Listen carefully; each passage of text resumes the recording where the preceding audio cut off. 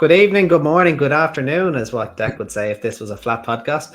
But this is a Jumps podcast. You're very, very welcome to Top 59, coming from Wexford. The listeners hate Andy edition because you voted Wexford again. I can't believe it, from our X/Twitter poll. But look, what the listeners want, the listeners get. That's what usually happens on Take a Poll. Dec, how are you? How you crack? I'm good. To be honest, I was hoping it'd be down Royal myself. Not that I looked at the card yet, but I think we do all right at Down Royal. I don't think we have the greatest record at Wexford, but the people spoke. I have been asked for any tips for Down Royal. I haven't looked yet, but I will. I'll send them on, or I'll put them up on Twitter or X. Either tomorrow or certainly by Friday morning anyway. So I've had a good look through Wexford anyway, and that's the main thing. Yeah, I don't have any strong opinions, but I've a selection in every race, I think. So that's the main thing. Absolutely. So we've got. Go on. Yeah, we've got some 80 to 95s, some 80 to 102s. And look, I'm actually quite interested in the novice chase. It looks like a nice race on the card as well, the 6:15. Yeah. Look. The main thing is we're here to try and find winners. You had a little announcement, Dec, that we'd be doing a little something on the weekend. Keep an eye on our socials. So take it away. Yeah. So Philip Rothwell has invited us to come down and do our own tour of the yard during the open day on Saturday, the HRI open day. You can sign up through HRI or AIRO maybe, or HRI owners. I'm not sure which it is. You'll find it somewhere if you Google one of them, or just Google owners days. You register and you go down. It starts at 12 o'clock, but Philip's invited us to do a bit on the side. We have full access, and I'm really looking forward to it. I gave Luke Keenan a ring today, and he's generously offered to give us a dig out. He'll have the tripod, and he'll do a bit of editing for us. So, thank God. Look, it's our first time doing this, Andy, but we'll wing it. Come here. It should be grand, won't it? I'm really looking forward to it. It's a busy day, though. You have Oasis tickets at 8 a.m. Oasis tickets at 9 a.m. Yeah. Then Rothwell's at midday. And then I've actually 2 gigs Saturday evening as well, so it's going to be non-stop. I'm actually really looking forward to Saturday. It's going to be a bit of a good day. Hope you going down to Phillips in good form after securing 24 tickets for Crow Park. You're going to look after me, are you? Yeah, and every date in Britain after that at 9 a.m. So we go down there in good form. Yeah, look at the horses. The open days are actually really good crack, and they're very, very interesting. And I would encourage anyone to go and attend some of them. If you can't get the Phillips, there is more. Gavin Cromwell is on Sunday, I think, and there'll be more heading into the autumn as well. But they're very, very interesting. I was at Russell Sullivan's last year; it was brilliant. So, look, it'd be great to see some of you there on Saturday, and just to show, like, not us a bit of support for doing something we never done again, but show Philip a good bit of support. And absolute gentleman. He'll stop and watch a race with you at the races. He's a great man to talk to. He'll waffle the ears off you. Absolute gentleman, and really good trainer as well. And you see him when he was on here; he was absolutely brilliant. The people who meet that aren't even into racing, and they still talk about that episode just before Christmas. So he left a good impression here. He's just a top bloke, isn't he? Yeah, a good friend of the show, and we're very appreciative for letting us out of all people have all access to No, we'll get a few maybe little nuggets out of him for the upcoming National Hunt season, which of course I saw most listeners.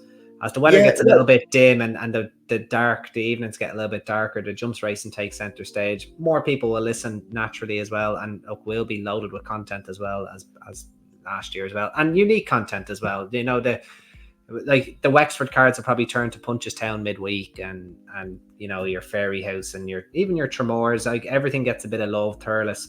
We'll find the winners. We'll find those maidens that you need to keep an eye on. We'll find some novice handicap hurdle winners at Christmas time. We'll do all the good stuff, as well as the festivals. Very much looking forward to actually the winter. The weather getting a little bit worse, and a lot of people are looking. They're starting to talk about Cheltenham now, and I'm thinking forward to the likes of November when you're looking ahead and you see 120 entries in a handicap hurdle.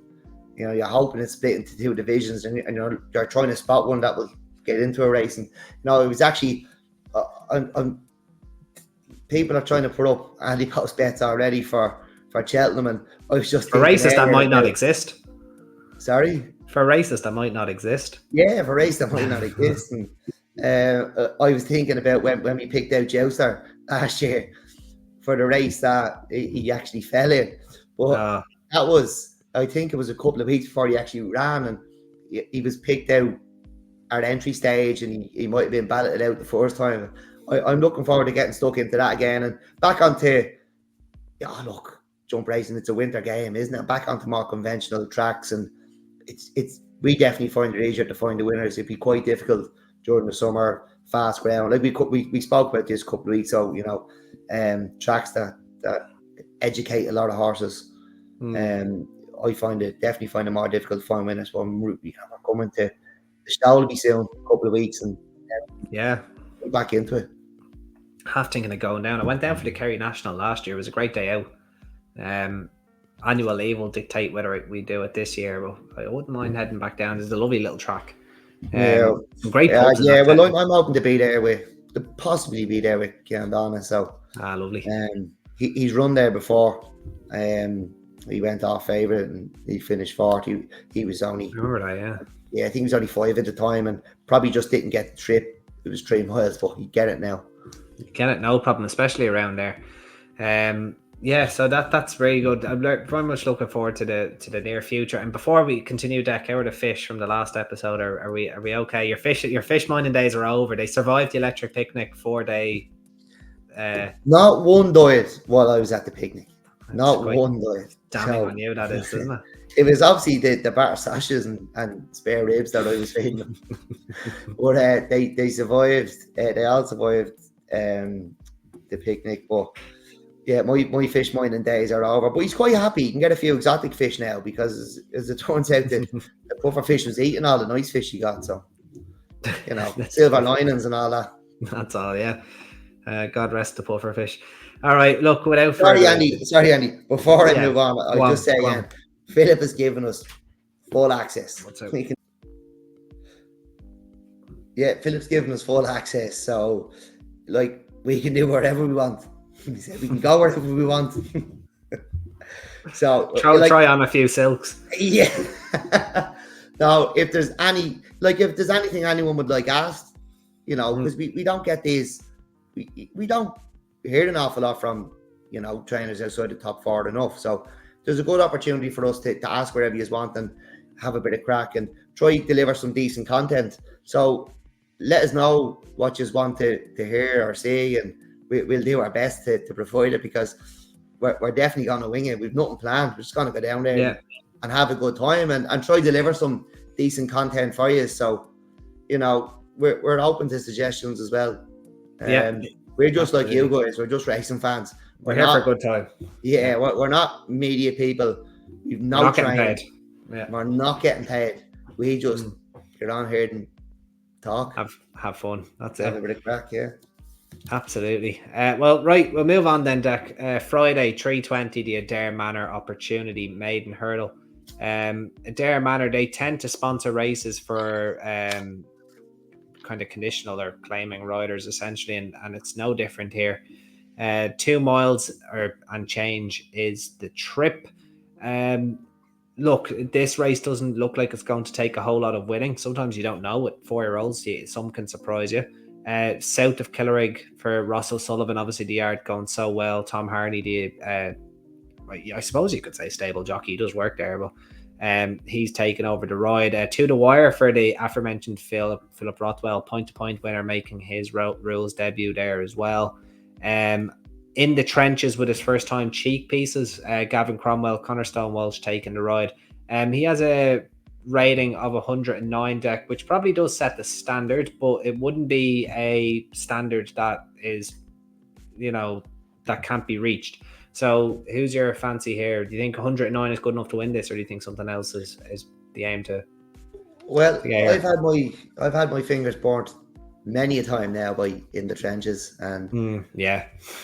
yeah, look, the pieces are not reached for it in a handicap, in the second handicap, also up in trip. They're reached for it in another maiden, so it might be desperation maybe, and maybe the handicapper has them as well. That's why he's still running the maidens, because he has shown his hand. He's placed a lot of times, and look, there's one in here, Empire Success.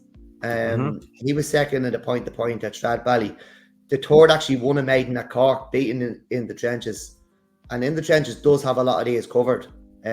He's finished ahead of a lot of them, so I'm putting Empire Success ahead of In the Trenches. And I actually think the danger to him could be another point-to-point winner than the one you mentioned, Philip Rothwell's to the wire. But like on that form, I think that third from, I can't remember the name, the third from the point-to-point, I think he beat In the Trenches well It's enough. if any man can. I think there was a problem with him the next day. Like he was well beaten and tailed off on his next start, but it ran as if there was an issue. So I don't know if he can. Yeah, if any man can was the name of the horse, though. Yeah. Yeah, well, look, the fact that In the Trenches beaten a lot of days, and on that form, I know it's point-to-point form, and it's hard to. It can be very hard to work out, but I can't go in the Trenches again, so I'll take the chance on Empire Success. But I do think Phillips, again, point-to-point form, it's hard to know, but he is a point-to-point winner, so he could be the danger, but I'd find it hard not to back Empire Success.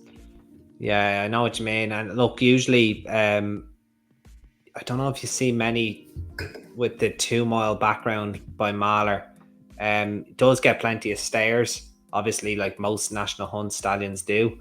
But like Mahler's kind of a good deal more notorious for his stayers. And that's, who To the Wire is by.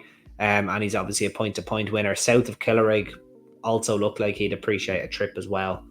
When he was solid fourth, but like, decent ground around Wexford on a second start. It doesn't strike me, over 2 miles doesn't strike me as one that's a winner waiting to happen at this moment in time. Look, I thought if In the Trenches ran to 109, it'd be very hard to beat, but you do make a very good point with Empire Success. Like there is form there to suggest that, that he has the ability to beat In the Trenches. I still think the experience factor could come into play there. I would be sticking with In the Trenches, but would I want to back him at his likely price? Like you could be talking, I don't know if you have tissues there, Dec. You're probably talking 11 to 10 even money, probably, even though he's only rated 109. There is tissues here. Whoa, an Emperor Success is 12s. I think that's crazy now, based on that. Going by that form, I think that's a ridiculous price, because In the Trenches is 2 to 1. Yeah, no, he's not going to be 2 to 1. He's going to be 11 to 10, especially coming from this yard. You couldn't back him at that. Empire Success, definitely. If you got a double figure price on him to hit the frame, that's the way to go. But if you are looking for a winner, I would imagine In the Trenches is going to be the one to be. Interesting old race though. Not 100% sure if it's going to be one worth following, but you'd have to obviously watch it to kind of find out. Right then, we'll move on then, Dec, to the second race on the card, which is the Visit Wexford.ie handicap hurdle. It's an 80 to 95. It's your world. I think we could come down on the same horse here, because In the Nick of Time probably looks like one that's sticking out like a sore thumb. Tried 3 miles behind Countdana nonetheless. Was never really put in the race. Eye catcher over 2 miles, staying on. Look, I think he's the one that maybe is the one you kind of want to be with here. I know he's sticking to 2 miles, but like I think maybe the hood on suggests that they might go forward with him this time, and he does look very, very interesting. What's your thoughts on this race, Dec? Yeah, he was one I was worried about at Kilbeggan that night. And then I did see Frank Berry there as well. But there was no money for him. There was absolutely no support for him, and he wasn't put into the race. Still only a 4-year-old. That'd be a slight worry. I think I might have mentioned that the night we covered the race, but he's definitely getting the hang of things. He's probably got a bit more education going around Kilbeggan the last night. He's up a pound for his last run, beating 3 lengths. He is the one I'm with. Although Mr. Sundancer turned out under a penalty, 1 off 93 on Monday, you always have to be wary of them. Back out 12-5 is 12-5. I know there's 7 getting taken off his back, but seeing that 12-5, like you're talking an 80 to 95, and there's a horse in here off 100. Like sometimes weight stops trains, and I know there is 7 being taken off his back, but that would terrify me now in this. I know, but when they're bouncing and they've won, and they they still remember it, and they're confident, and they're turned out quick, they can be very, very dangerous. But like, he'd be the one that I'd be worried about. But yeah, it is in the nick of time for me. The one I'm going to keep an eye on here is Tommy's Call. He was very, very impressive in a bumper. You have to go back to Easter 2023. I think he was third behind Brighter Days Ahead.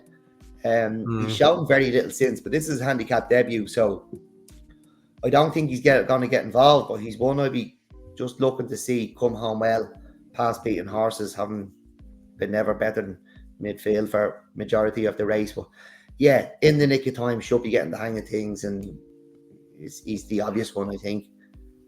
Yeah, and he's out with Tommy's Call's out with a wonderful Jenny's Jewel, isn't he? So yeah, and she's one that just kept improving as she got older. Great mare, same colour, same trainer. He's obviously homebred. He is indeed. Yeah, absolutely. Look, that's one you do have to keep an eye on. Rated 90, and has shown, as you said in that bumper, has shown ability. Like, in the context of this race, 90, you could see him working off that for sure, 100%. I'd agree, though. I do like in the nick of time. I think they're going to try and make all the running with him, given that the hood is still on, and it's slightly like Wexford is a track that you can kind of try and skip away on. Probably a little bit easier to do when they went around the other way. Obviously, a few years ago, they reversed the way the track was run. Didn't bother changing. Is that when the fellow over there, or was it? I just thought they were scraping the end of the barrel with it. So I think it's a much better track now. It's safer. Yeah, for sure. I can see why they did it, and then reducing the number of runners, etc. Just I don't know. Maybe it's just I've never had much luck at Wexford. I don't know. Anyway, we'll move on to the 4:30. It said the Division 2, 80 to 95 to visit Wexford.ie handicap hurdle. This is at 4:30 Dec, and again, it's not the kind of easiest race to be calling. A few in here that you could definitely give a chance to. All right, and obviously be getting the reserves again. Bayou Bell, Jarlath Fahy again in here, like a horse she's been in good form. Maybe a little bit unlucky not to win last time out at Wexford, and she's been doing very well at the track. So you could maybe give a little bit of preference to her up the top of the weights. But who was it the one that you fancy here? Yeah, I do like Bayou Bell. I actually I fancied her. I think I was strong enough on her the last day here. She was second off 93, but she was well clear to third. She's got 2 pounds for that. Now she is creeping up the weights, having been placed a couple of times. So although she's only 5, she's learning her job. It can be turn you off a little bit. That's why I've looked away. Get down to it. A 5-year-old mare. She might take the run here. She hasn't been seen since her handicap debut in February, where she chased home a horse called Piper's Boreen, I think, on the bank holiday Monday in February, just after Leopardstown. I'd be definitely keeping an eye on her. Just hoping she might take a blow, and I might get involved again the next day. But the one I'll come down on is a mare. It's not mare's only handicap, this, is it? No, there's quite a few mares in it though, but it's not, no. Dream Once More, rated 88. She improved to finish third on her third handicap, and that was here at Wexford. She got 3 pounds. It was a little bit harsh, but she's dropped. I thought that was very harsh now. Like, given that the form of the race, I thought that was now. It was like a slap in the wrist type of 3 pounds. It's like you've shown your hand a bit. There's 3 pounds. It's Declan Quealy. I thought that was that's what kind of put me towards the Jarlath Fahy mare at the top. I know it's only 3 pounds, but that was very harsh, I thought. It was. But the Jarlath Fahy mare is top weight, 12 stone. This mare's dropped the trip. They're both only 5-year-olds. the three of them I mentioned are 5-year-olds. You know, we're quite ageist on the show. Very But, ageist. look, Yeah. I'll definitely be keeping an eye on Get Downs with a view to backing her the next day. I think Treo Eile is going to run a race again and just may find one too good. And I'm hoping the one she finds too good is Dream once more. All right, very interesting. And what would you think then? Obviously, Schutzpal. Well, it's going to be. I doubt he's going to run. He's now off 12 stone 7. The day of recording, he's gone and won today, in his blinkers. So very impressively won, kind of winning as he liked, beating Sydney Cruiser at Bellewstown. Look, he looks miles ahead of his rating of 95. He's going to get a £7 penalty here and being off 102. Could it be an open and shut case if a horse gets withdrawn and he gets in here as first reserve despite a 2-day layover, because he looks miles ahead of this grade? I just thought he's worth mentioning just in case he does get in. Well, look, on what we said, what I said about Mr. Sundancer in the last race, yeah, you'd have to say weight stop strange. Yeah, you know, well, like you'd have to say, look, in good form, obviously having won, I've not feeling the effects of a race 2 days ago. And off a penalty, having won as easy as he won tonight, you'd have to say, yeah, probably a good thing. But do you trust the horse 48 hours later? That's a thing. Yeah, absolutely. But the worst part is, I say he's very unlikely to run. But anybody that is listening, just be very careful, because, like, given the way Schutzpal won, like, there's every chance he opens, you know, even money or even like 4 to 6 or something. Like, he won doing handstands, and look, he'd probably only need to jump around here, but like, it's only 2 days and Henry de Bromhead isn't known for turning them out that quickly. But anybody that is having a bet should just be careful that you're going to get mullered with a real 4 if you back your horse with him still in the race. As I said, because he is unlikely to run. Just so do just be bear that in mind.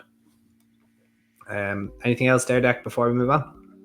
No, look, I generally don't look at the reserves when I'm covering a race, because there's enough of them in most of these races. So I'd be hoping he doesn't get in, and I'll just stick with what's the name of my mare?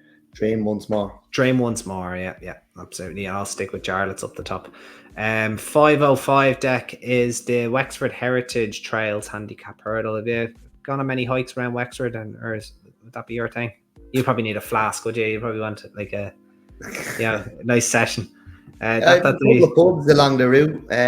I wouldn't mind. No, it's years since I used to go to Curraclough a lot when I was a child. All right, okay. Other than that, I haven't been to Wexford too much now. Other than whether it was going down for work or something. So and the Braid to Greystones Walk or the Sugarloaf can be nice, but there's no pubs along that route. So no, for me. No, very good. Okay. Well, look, all the rage here, Dec. It's probably going to be Cruising Susan, who's on a hat trick, looks very progressive. I would imagine it's going to take all of the beating here, but still, there's plenty in here that you could give a chance to. Bobby Gentry up the top there for Henry de Bromhead in decent enough form. And look, there's a few that are kind of tumbling down the weights, and there's an old friend of yours, Dec, Juno, as well. For Michael Winter. So and obviously the striker Dylan, who was the one who I thought would have a decent chance here, was unlucky behind Getaway Henry here 2 starts back. Is creeping up the weights for not winning though, which is a little bit annoying to see. But look, very, very likely the striker Dylan is going to run his race. But who is the one that you like here? It is the striker Dylan. All right, okay. Yeah, up £4 for those 2 seconds, but beaten half a length both times. Very unlucky, I thought, both times. It's kind of a justified rate rise, but Well, look, the £3 is harsh on the mare in the last race. This is probably more understandable. Definitely more understandable.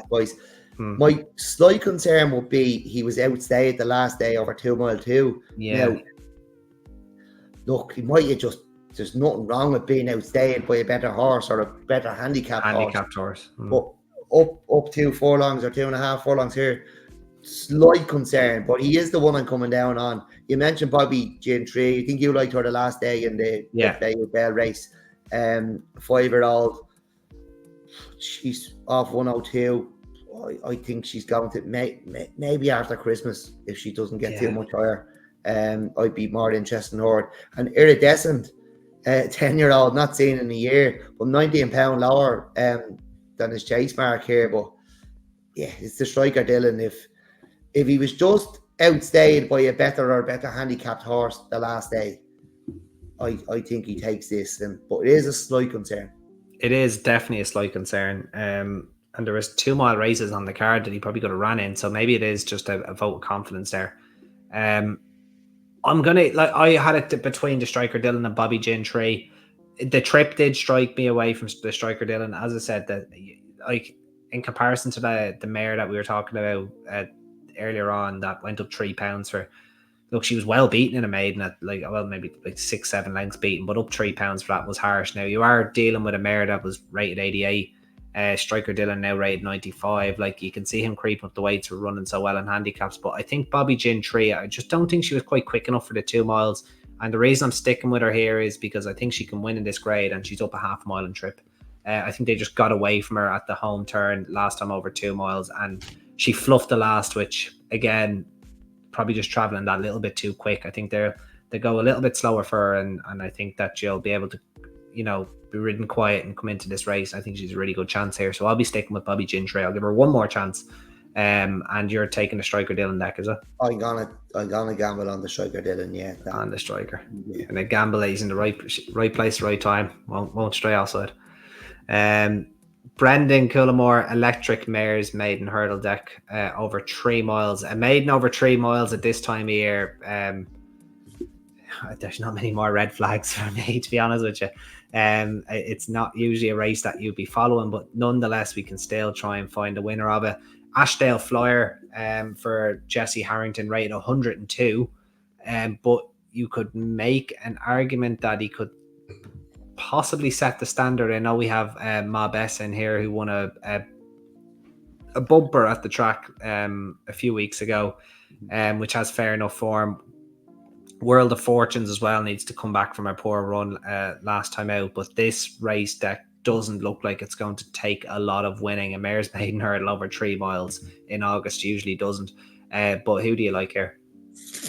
Yeah, look, Ma Bess, she was a bumper winner here, but she was also second a year ago at Wexford. So without showing an awful lot in between, she clearly is fond of likes the Wexford. Place. Likes them more than I do anyway. Wouldn't be hard. World of Fortunes is also a bumper winner here, but she hasn't been seen since Cheltenham in November. She was way down the field, but I think bumpers in Britain are quite tough to win. They're a lot more competitive than they are here. But the one I'll come down on is Working on a Dream. She was third here last month. The second has won since, and she has hurdled in experience. So that's what's swinging it for me. I think, is she Phillips as well? I think she is, yeah. Absolutely. She is. Oh, should be nice to get down with Philip after having a winner and being tipped. First time pieces. Yeah, first time pieces there too. And when you talk about bumpers in Britain, you mean the higher graded bumpers? Like, there is some bumpers in Britain that they're not worth the paper that they're written on. No, but I think I assume in Britain the bumpers are classed as well, like everything else in that country. So, but it's let's say a bad bumper. It's bad bumpers, right? It's bad horses racing each other rather than learning to race. Yeah, I know what you mean. Yeah. You get what I mean? So when you run in a bumper, suddenly you're racing and everything's trying and trying too hard. They're difficult to win. You're talking about listed bumpers and graded bumpers probably then, or whatever. No, I think all bumpers in Britain are whatever level are at. I think they're hard to win for a horse at that level. Right. Okay. Do you know what I mean? Because no, I know what you mean. Yeah. So it's relative. Because they're all trying. So you run a bumper here, and a lot of them are just learning what's going on here. You know what I mean? I haven't got out of the yard yet. First time out of the yard, running around this field, white railings and all. What's going on? And they get educated. That's what bumpers are for. They're for. They're for selling the for. But they're not like that in Britain. Trainers want to win bumpers. They're very competitive. I think that's why That's why I mean they're harder to win. I see what you mean. Yeah, no, I get You you. can't just rock up. Like in Ireland, you can probably just rock up and win a bumper. If you really, there's bumpers you probably just go and win. You know, not in your weekends in the main tracks, but like not bumper, through the winter bumper in the where summertime. Willie and Gordon are rolling things out that that cost $500,000. But if you pick a bumper well, I'm sure you could just turn up and be into the places anyway. But in Britain, that's a fair point. They race hard in bumpers. That's what I mean there. Yeah, that makes more competitive. That makes sense. Absolutely, I agree with that. Right, this is the race that I was most looking forward to, Dec. The Dan and Breda Byrne Memorial Rated Novice Chase. I think this is a tidy old race now. The 6:15 on the card. 6 runners, another choice common practice, Jazzy Matty, Magic Tricks, Monbeg Park, and the debuting over fences Gorgeous Tom, who was very progressive last season. So all of these have won over fences, obviously with the exception of Gorgeous Tom, who's, as I said, making his debut. So they all carry 11 stone 9 as a result. They're all of relatively similar ability. You're probably talking in around the 130s mark for them all. And they all kind of have different backgrounds. Like a lot of them, another choice won on Chase debut and then kind of went up in class, found it too difficult. Common practice got it all together last time out, was then beaten on the flat. Jazzy Matty comes from the Cheltenham background, obviously winning the Boodles. Kind of was in the wilderness, but is seemingly, I wouldn't call him a revelation over fences. He won over fences. Magic Tricks finally going chasing after trying to win about 1 million handicap hurdles and going off about 5-1 or less for them. And then Monbeg Park, who contested some very hot chases and then finally got his turn on his penultimate go, and then was kind of thrown back into a pretty hot race at Galway. He's very, very hard to assess. And then obviously Gorgeous Tom, who retains plenty of potential going chasing. So a lot to unpack here, Dec, but who do you like? Are we saying they're all running off 133? I guess, yeah, you essentially, I guess you could say that, yeah. Like 11-9 is essentially 133. Magic Tricks is rating. You say Monbeg Park then is £3 wrong, and you just assume the others ran off 133. And then you say Gorgeous Tom, is debuting off 129, which would technically make him very well handicapped off his mark of 135 over hurdles if he puts it all together. But it is a big ask going into this sort of company first time up. Well, common practice won off 131 over hurdles, and he's only a 5-year-old. He won his beginners here at Wexford. Magic Tricks actually won a handicap hurdle off 138. And look, we always just talk about how they're 7 to 10 pound better over fences than they are over hurdles. If you're within, if you're within 7 pounds, we obviously, immediately become very interested in them. So, but Magic Tricks is an 8-year-old, and as I discussed, we're quite ageist on this show. So, I'm siding with common practice. Okay. Gorgeous Tom, don't know if he can jump, and he made a mug of us last year as well at an ace. He completely mugged us off. Yeah, he did. Yeah. Look, I'd take the chance on common practice. I know Jazzy Matty bounced back to form, but I think that was a good way below what was required here. Though, I think you were talking about like 120 at best, maybe. I think maybe a bit higher, maybe I'm being harsh there, but I think he's plenty to find. Like he's still a good way off that Boodles form. Yeah, he'll have to show me a bit more and be a bit more consistent now from to become interested. But yeah, common practice, 5-year-old, won off 131 over hurdles last season. That's where I'm looking here. Right, that's an interesting one. Like he was a bit disappointing. I thought they put him back on the flat, and that's kind of why I kind of got worried about him. He won his chase. They put him back on the flat at Gowran. He went off favourite, and I think the race was won by an Andrew Slattery horse, actually. The one that won the Fishery Lane last year. What was his name? We quite liked him. Smooth Tom won the race. Yeah, it was a 1.5 mile handicap. Maybe the ground was a bit quick for common practice, but it just made me think, like, he's gone and won over fences. He's gotten his confidence back. Like, why are you putting him on the flat? and now you're going back over fences. It just makes me think maybe they don't have a plan for him right now. Maybe there's a plan down the line and they're just getting experience into him. So that's why I was a little bit cold on Common Practice. Jazzy Matty already explained, I think his form, even though he won last time, it was a little bit beneath these. Magic Tricks, they should have gone chasing last year. I think they just tried to bag one of these big handicap hurdles and it backfired again. Did he not win a listed handicap hurdle? No. Oh yeah, Down Royal. Sorry, he won one at Down Royal, didn't he? Yep. And they kept him over, and he was beaten by Common Practice then in the one on Hatton's Grace weekend, the other 2 mile handicap hurdle there. Common Practice beat him there and beat him quite convincingly. He got a great ride that day, Common Practice, but that was a very messy race. They turned into the straight and there was basically a barger match. Common Practice came up stand side, avoided everything, won well. Like Monbeg Park then, very, very hard to assess. Really, really nice hurdler. I was a bit disappointed with him over fences, but like he mixed with very, very strong company. His first 3 runs were behind the, let's say, top Marine National and Spillans Tower. So, he ran in some top novice races. Look, it took him a little while to kind of get his confidence back. He wasn't the most natural at chasers. He went hurdling then 2 more starts in May and June. They ran him in a July chase at this track, which is why I was kind of my ears were kind of pricked by him. He beat Caesar Rock and then he was well beaten, gone back up in class by Hurricane Georgie at the Galway Festival. I would like, even though Janadil and Easy Game are in that race, I would have kind of liked to have seen maybe a little more shown by him there.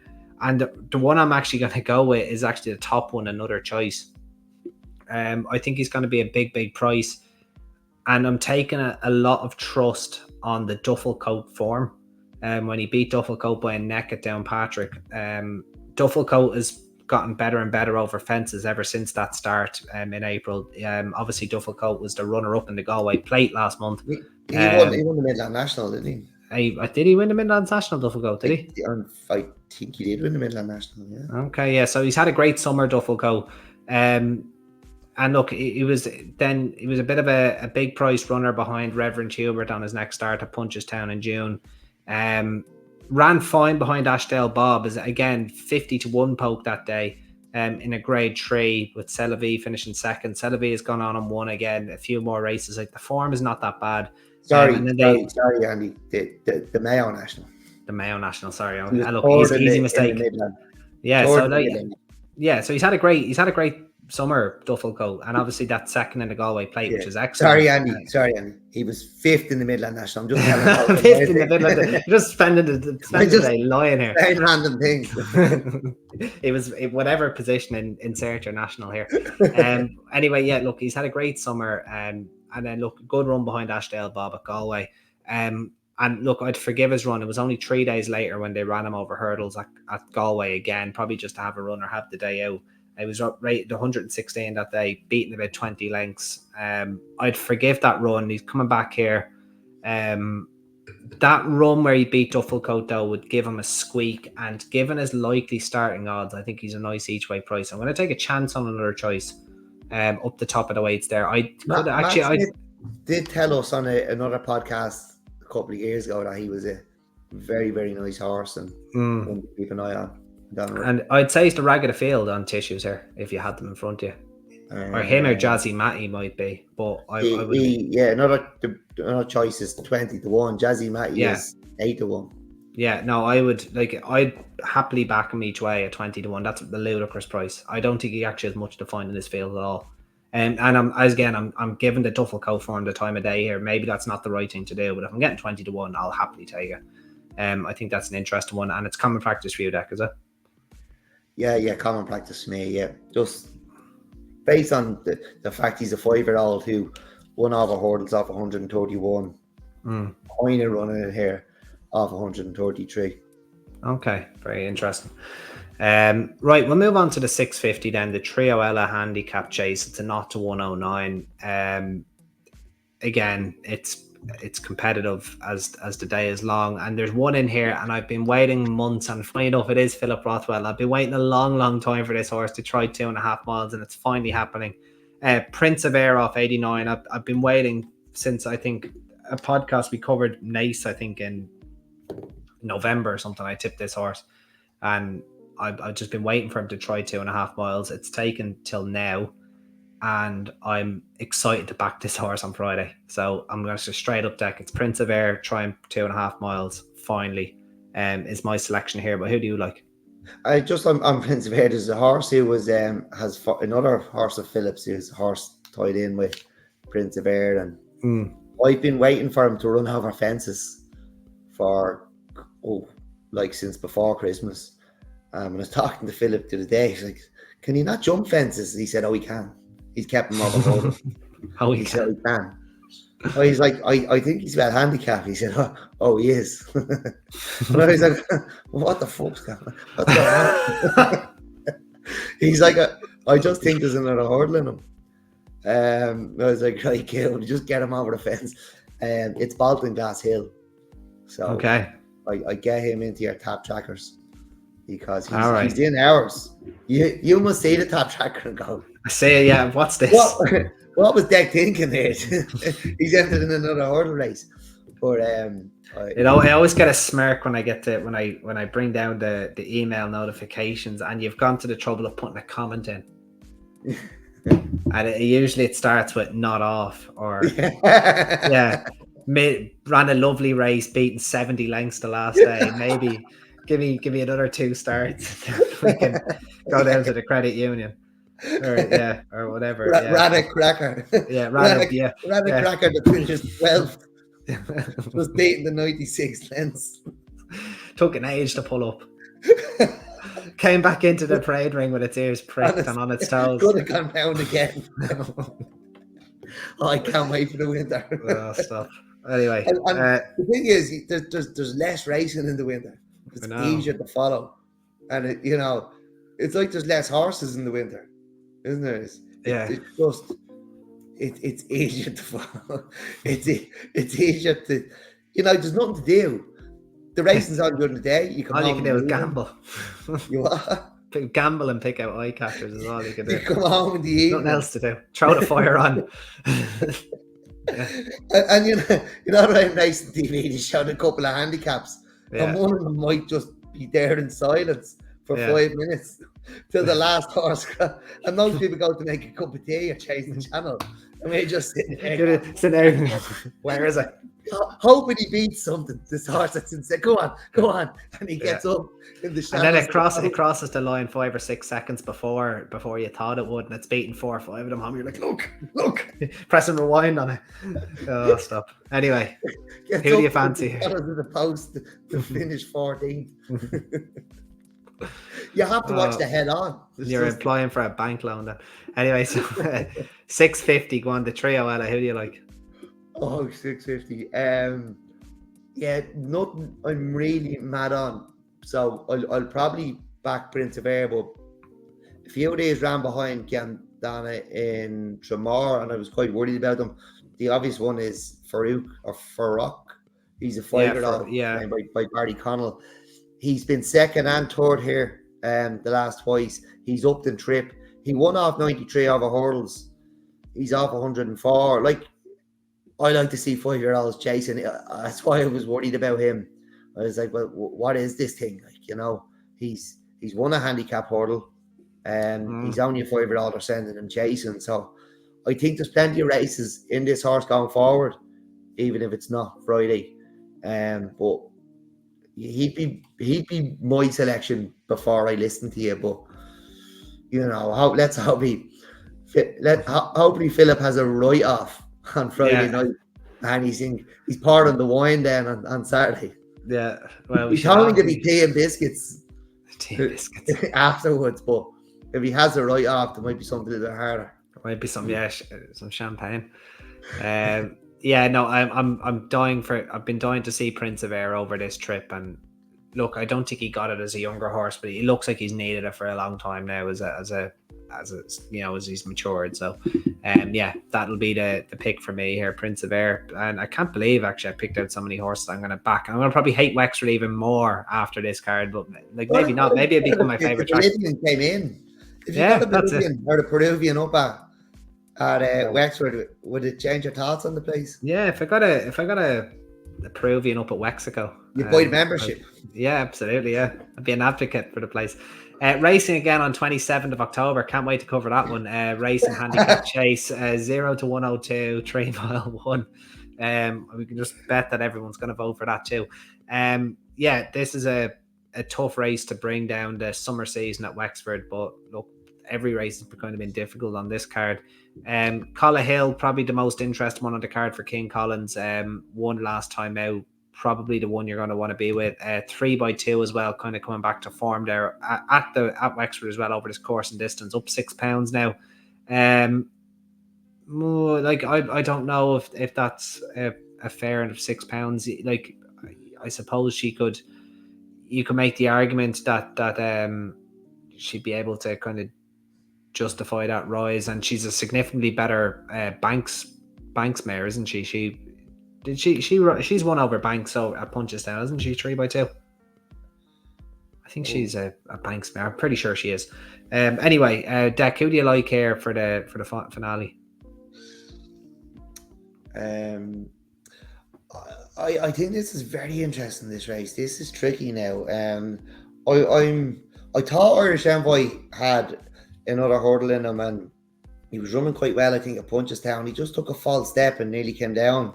I actually asked Tom Harney about it recently enough. I think the race was before Christmas, but he said no, we probably weren't going to win. But I thought they were still going all right and just getting into it. He was a hurdle winner the day before that for 102. He's rated 100 over fences, but he was quite disappointed at Kilbeggan in a race that Ciandana ran, and Ciandana was second, and the Henry de Bromhead horse won a hand over fists, I think. So I'd be a little bit concerned now about Irish Envoy, even though he looks well handicapped over fences. On the horse who was fourth in that, it's funny because Ross had heard this horse was the danger to his Artist Choice, trained by Dusty Fleehey. And I looked at him and I was like, that horse is regressive, like a 9-year-old, not a hope. He went out in front, went way out in front, made a bad mistake and should have been pulled up, but managed to finish fourth, beating a short head by one of Phillips. And like, if you take us and a winner out of it, we finished 11 lengths ahead of Phillips. You take us out of it, you know, you'd have to say, like, very unlucky not to win Artist Choice. So I just don't know. He did make a bit of a tick of me, because I thought I kind of laughed when I heard he was the danger. I was like, not a hope. And I think we covered the race, did we? When was it? Kilbeggan, was it? Kilbeggan, the last day. Oh yeah, we did. Yeah. Yeah, on the chase now, not the hurdle. Yeah, I think we did. Yeah, I'm pretty sure we did. Yeah.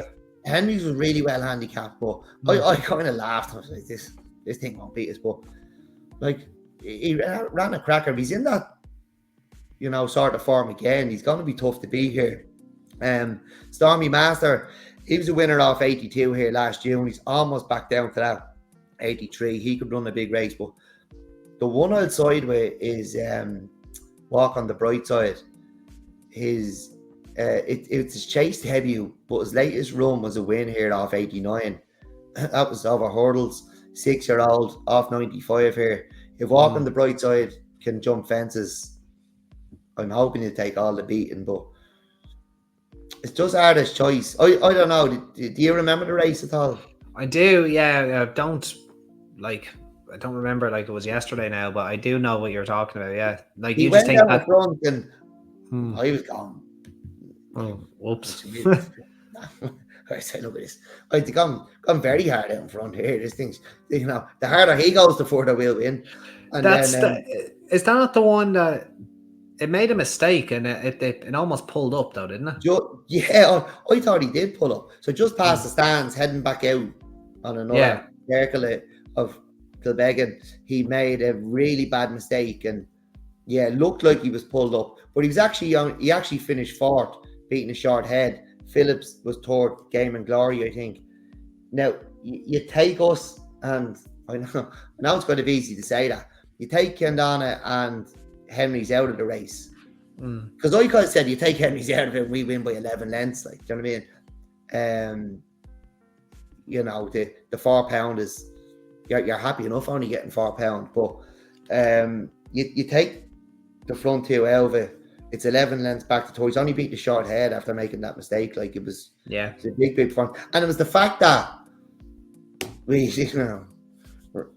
Ross said, "No, Gary Cribben reckons this thing's a danger." And I was like, not a hope in hell is this thing going to beat us.